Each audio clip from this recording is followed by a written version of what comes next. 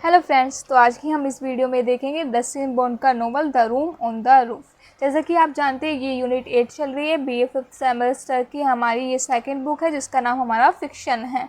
तो हम इसका आज सेकंड नोवेल देखेंगे। फर्स्ट हमने पहली वीडियो में देख लिया है। अगर आपने वो नहीं देखा तो लिंक मैं आपको प्लेलिस्ट का डिस्क्रिप्शन बॉक्स में दे दूँगी, वहाँ से जाकर आप देख सकते हैं।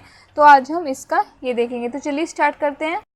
तो ये देख सकते हैं, इन्होंने सबसे पहले ही मॉडल के बारे में बता रही हूँ मैं। मॉडल में इन्होंने ये दे रखा है थोड़ा सा इसके बारे में, ये नोवेल क्या बताता है उसका थोड़ा सा इंट्रोडक्शन दे रखा है, जैसा कि आपको हर में दिया जाता है, इसमें भी पहले थोड़ा सा इसका इंट्रोडक्शन दे रखा है। ये आप इसे देख सकते हैं। वैसे आपने इसकी जो स्टोरी है मैं वो आपको इस वीडियो में नहीं बताऊंगी, मैं इसके सिर्फ क्वेश्चन आंसर बताऊंगी, क्योंकि स्टोरी इसकी यूट्यूब पर भी पड़ी है, आप वहाँ से भी जाकर देख सकते हैं। तो मैं इन बातों में टाइम वेस्ट नहीं करूँगी। स्टोरी तो आप यूट्यूब पर वीडियो पड़ी है, उनसे जाकर भी देख सकते हैं, पर लेकिन क्वेश्चन आंसर नहीं है। तो मैं इस वीडियो में आपको इसके क्या इंपॉर्टेंट क्वेश्चन आंसर है, क्या आपको तैयारी करनी है, उसके बारे में बताऊँगी, ठीक है। वैसे ये एक बता देती हूँ, ये रस्किन बॉन्ड द्वारा लिखी गई है। ये एक एंग्लो इंडियन बॉय की कहानी है जो 16 ईयर ओल्ड है। एंग्लो इंडियन है वो, मतलब उसके एंग्लो इंडियन वो होता है जिसके पूर्वज, यानी कोई मेल कोई ब्रिटिश से हो, पर लेकिन वो यहाँ पर इंडियन में आकर मुख्यतः रह रहा हो, तो उसे एंग्लो इंडियन कहते हैं। जिसका समझ गए होंगे, जिसका पूर्वज कोई मेल होना चाहिए, वो पूर्वज कोई मेल ब्रिटिश में रहता हो, ब्रिटिश हो, पर लेकिन अब वो इंडिया में आकर रह रहा है मुख्य तौर से, उसे हम एंग्लो इंडियन कहते हैं। समझ गए होंगे आप। तो यही है। और उसके जो गार्जियंस थे, इसका जो हमारा नाम है रस्टी है, ये जो इसका हीरो है इस नोवेल का। तो इसके जो गार्जियंस थे वे चाहते थे कि ये एक प्योरली इंग्लिश मैन बने, तो वो उन्हें इंडियन बच्चों के साथ या उनके साथ मेल जोल में नहीं रखना चाहते थे। वे सोचते थे कि वो उनसे दूर ही रहे, वो तभी एक अच्छा प्योर इंग्लिश मैन बन सकता था, ठीक है। तो यही है इसमें, ठीक है, यही इसमें बता रखा है कि कैसे वे इस जर्नी को सफल करता है। फिर वो बाद में अपने घर से भाग जाता है, फिर वो एक लड़के को ट्यूशन भी देता है और उसकी मदद से उसे प्यार हो जाता है। फिर उसकी डेथ हो जाती है, तो उसका नाम कृष्ण होता है, जिस लड़के को वो ट्यूशन देता है। उसकी माँ से वो प्यार करने लगता है। इसका कहानी का नाम the room on the roof इसलिए है क्योंकि उसे जो लड़का है कृष्ण, उसका जिसे वो पढ़ाता था, उसके घर में ही उसे एक छत पर एक कमरा मिला था, रूम ऑन द रूफ, है ना। तो एक कमरा मिला था उसके एक छत पर, तो इसलिए इस कहानी का नाम है the room on the roof, ठीक है। ज़्यादातर स्टोरी वहीं पर रहती है, ठीक है। वो एक बहुत ही छोटा सा कमरा होता है छत पर। और तो चलिए अब हम इसके क्वेश्चन की तरफ बढ़ते हैं, ठीक है। पहले हम इसके मॉडल के क्वेश्चन आंसर देखेंगे, बाद में हम इसके बाइंडर के क्वेश्चन आंसर जो मैंने नोट्स बना रखे हैं उसके मैं बाद में दिखाऊंगी आपको। पहले हम इसके मॉडल के ही देख लेते हैं। तो हमारा पहला क्वेश्चन है इसमें, who is Ruskin Bond and where he live. तो रस्किन बॉन्ड एक ऑथर, पोइट और शॉर्ट स्टोरी राइटर और नॉवलिस्ट था जो 1963 से एक फ्रीलांस, मतलब एक स्वतंत्र लेखक के रूप में लोंदोर इन मसूरी उत्तराखंड में रहता था। Write a name of 4 novel created by Ruskin Bond: The Room on the Roof, A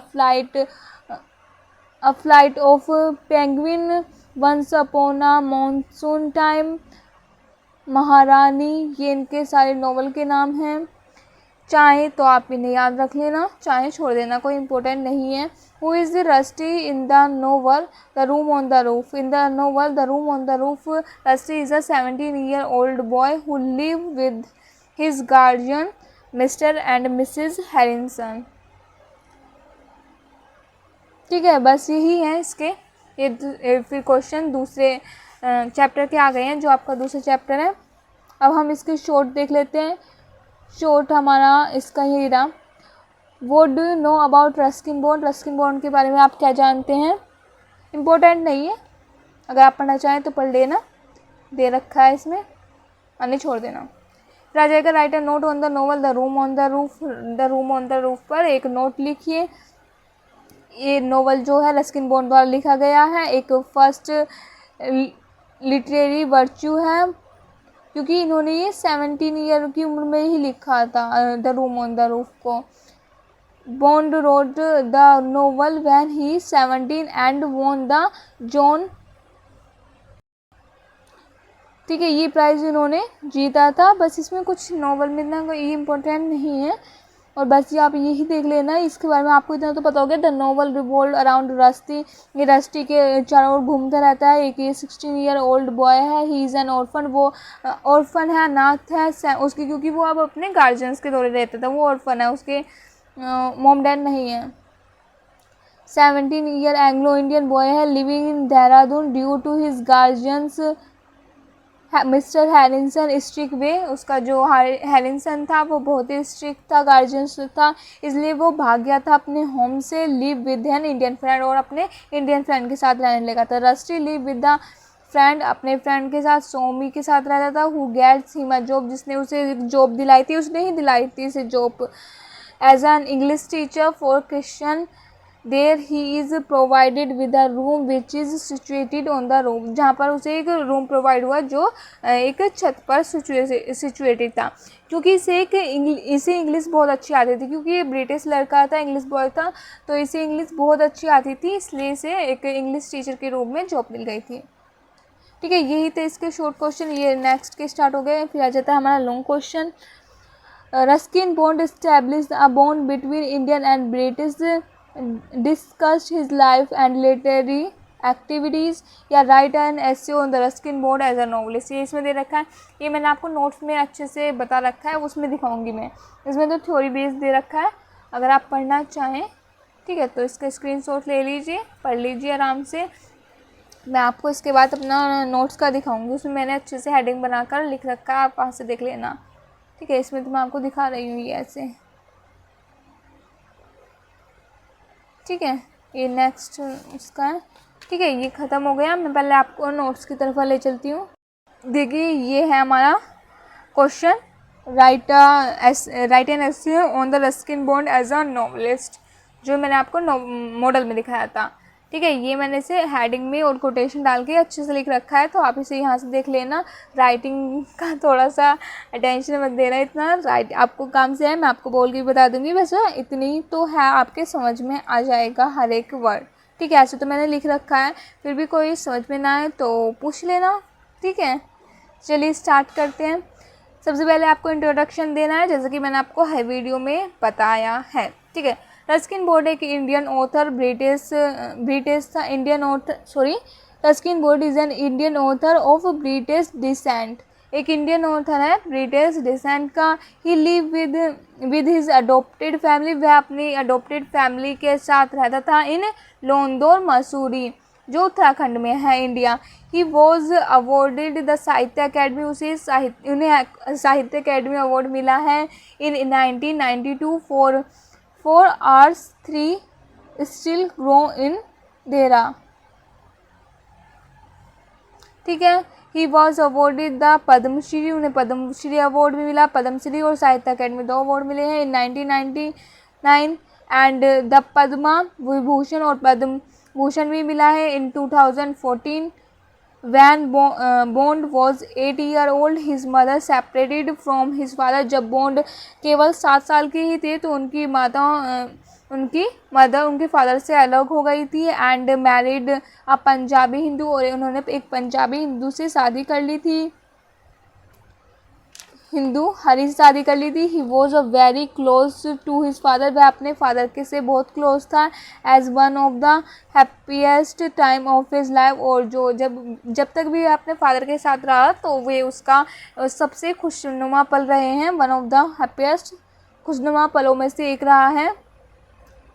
when he was 10, जब वो 10 साल के हुए, हिज फादर डाई, उनके फादर की मृत्यु हो गई मलेरिया से। Later he was raised by his mother, बाद में फिर वह अपनी मदर के द्वारा बड़े हुए, मतलब मदर के पास रहने लगे, एंड स्टेप फादर, और अपने सौतेले फादर के द्वारा, हु लिव्ड इन देहरादून, जो देहरादून में रहते थे। He wrote one of his first short story untouchable, और इन्होंने सबसे पहले अपनी फर्स्ट स्टोरी अनटचेबल लिखी थी एट द एज ऑफ 16 साल की उम्र में, इन 1951। ठीक है, इन लंदन में he started writing his first novel, London में इन्होंने अपने first novel the room on the roof की लिखना स्टार्ट किया। द सेमी ऑटोबायोग्राफी, जो उनकी सेमी ऑटोबायोग्राफी है।